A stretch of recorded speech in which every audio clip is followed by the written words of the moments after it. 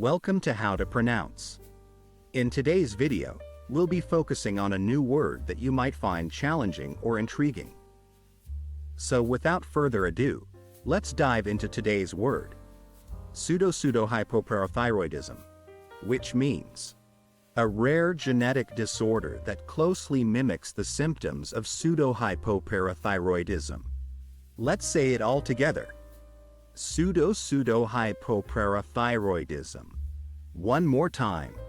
Pseudohypoparathyroidism. Now let's split the word into syllables and then pronounce each syllable one by one. Pseudo,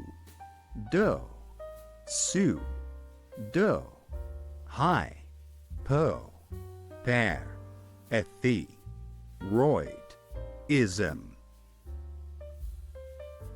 Thank you for joining us on this adventure in pronunciation. Remember, language is a journey, not a destination. Keep exploring, experimenting, and expanding your linguistic horizons. We'll see you next time.